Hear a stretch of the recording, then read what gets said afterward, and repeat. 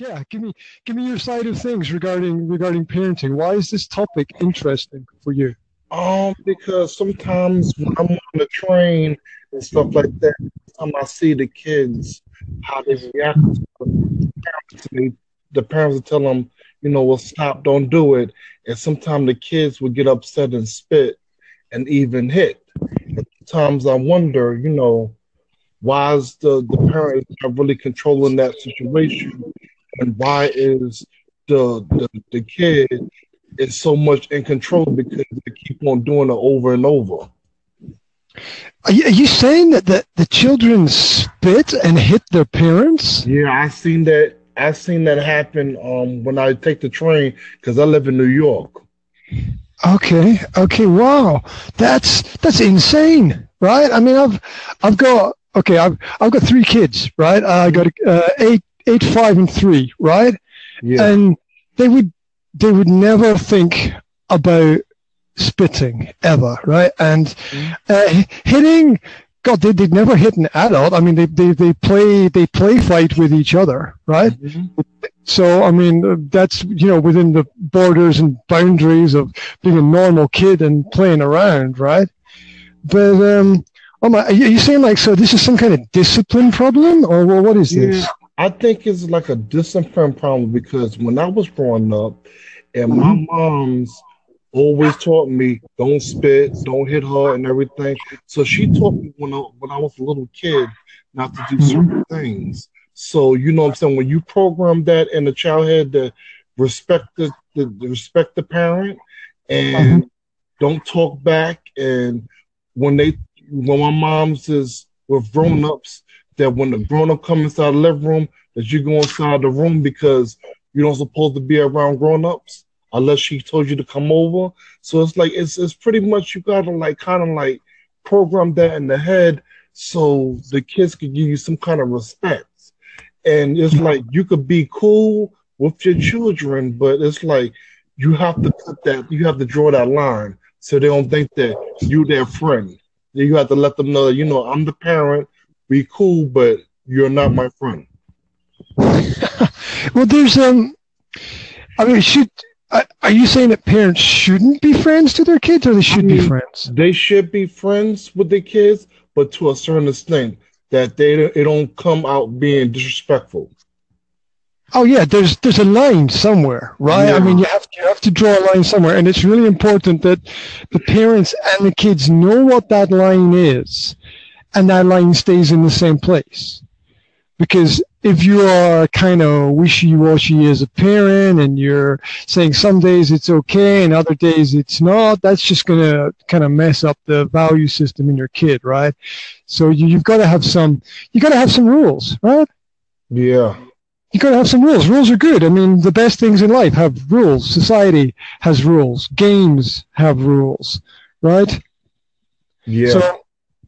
So it's really important to lay those down, to set them out, and so that everybody knows what they are, and maybe to check those rules with other people to see what other people are doing, right? Because maybe you've got some rules, maybe you've picked up some values, and maybe you need to reevaluate your system, right? Because things can change over time as well.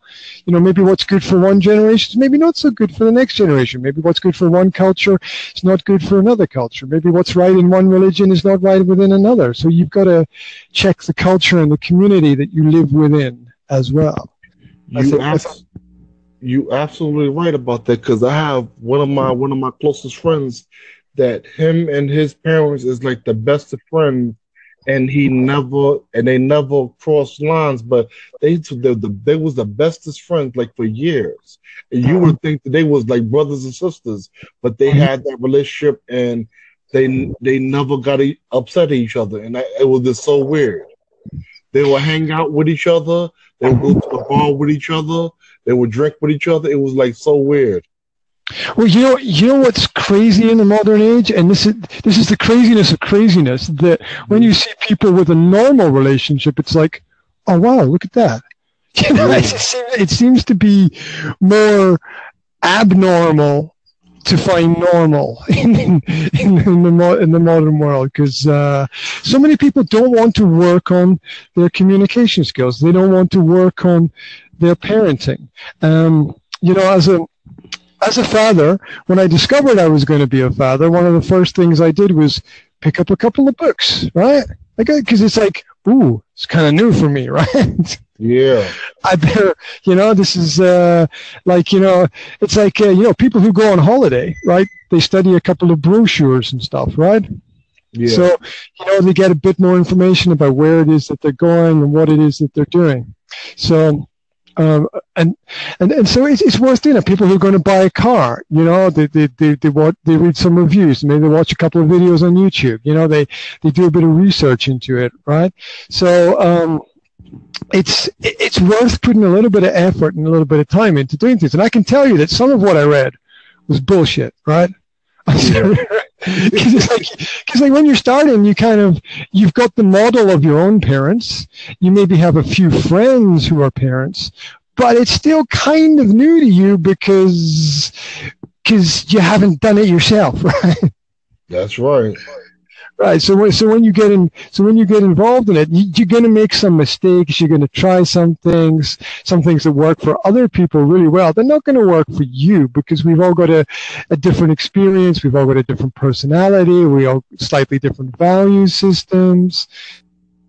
Maybe it'll change over time as well. Maybe it'll change and be different. So this is interesting. So you're taking the train to work. Right, let's go back a bit. You're taking the train to work, and on the train, you're seeing these kind of conflicts between parents and children, or is it just mothers and their kids, or fathers and their kids? Or? It was mothers and their kids. So she's telling her two sons, stop it, and they telling her no, and they hitting, screaming, and spitting, and I just couldn't believe it.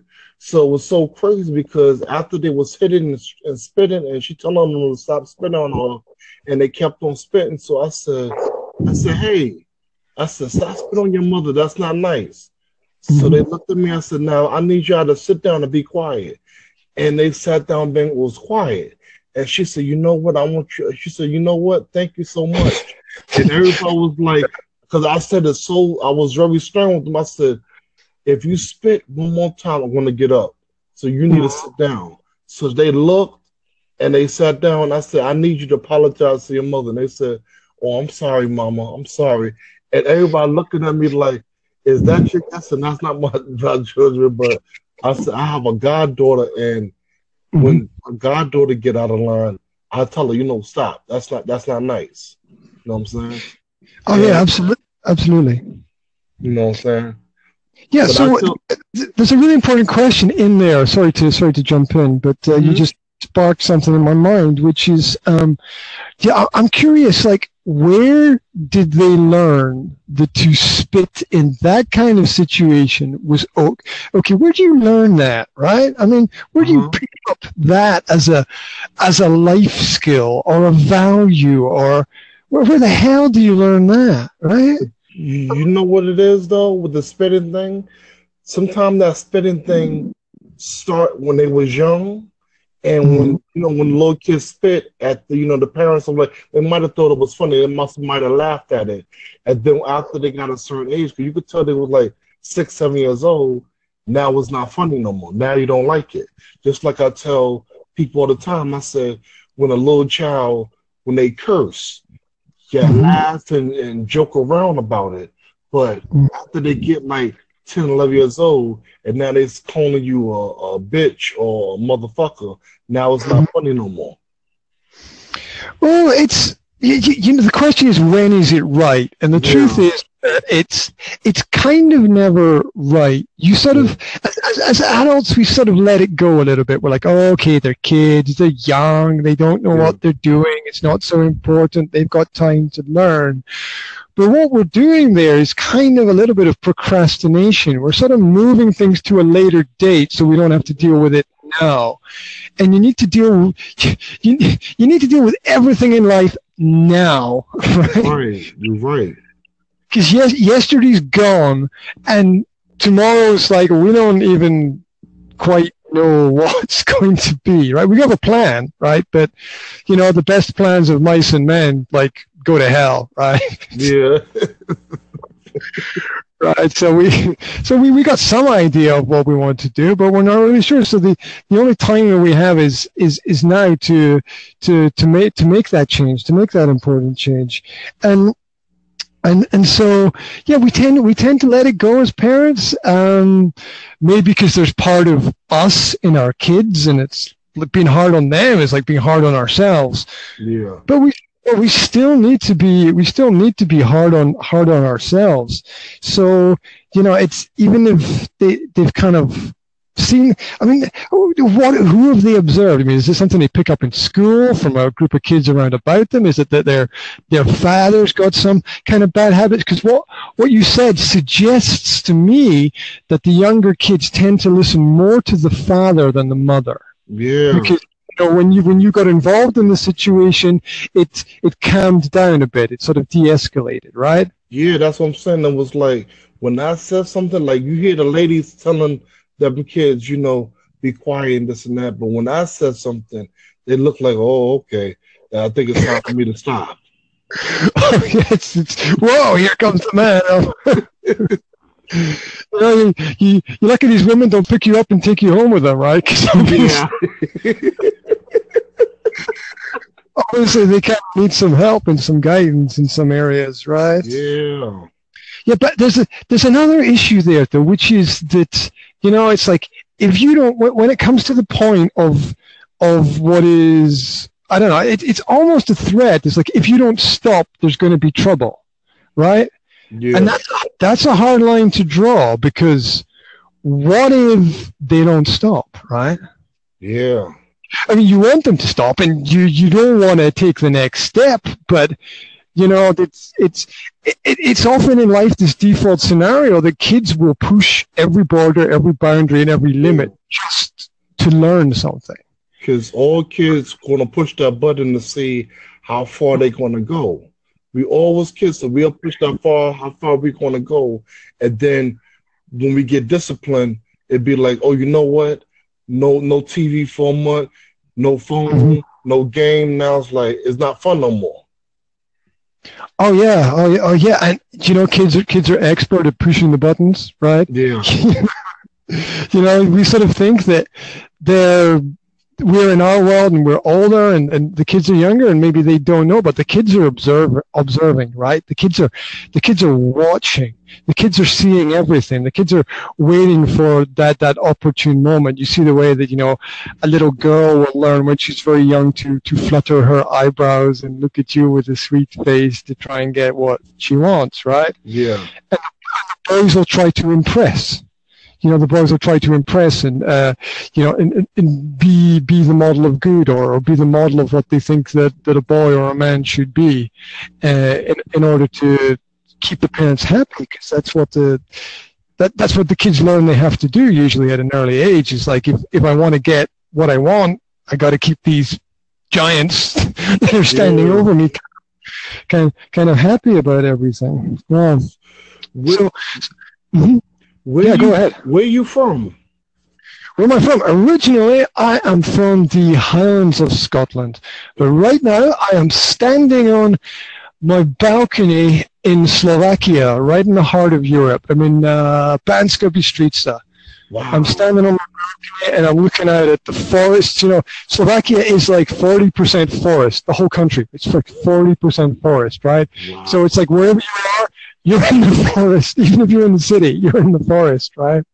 It's insanely crazy. It's hot, and it's I can still see the snow. It's so hot. I'm standing on the balcony sweating, and in the distance, I can still see the snow melting on the mountains. Wow! And I'm all the way in the U.S. Yeah. It's this application is amazing for contacting people anywhere and everywhere. Hey, do you have a podcast, or how can people reach out to you? Yeah, I have I'm starting my podcast now, so I want you to add me so we can keep on talking about different topics every time I get a chance. Yeah, it's been fantastic, and I love this ability just to reach out and connect about issues which are important to everybody, everywhere. It's fantastic. Okay, and you can reach me through podcast Chatterbox and Business Coach.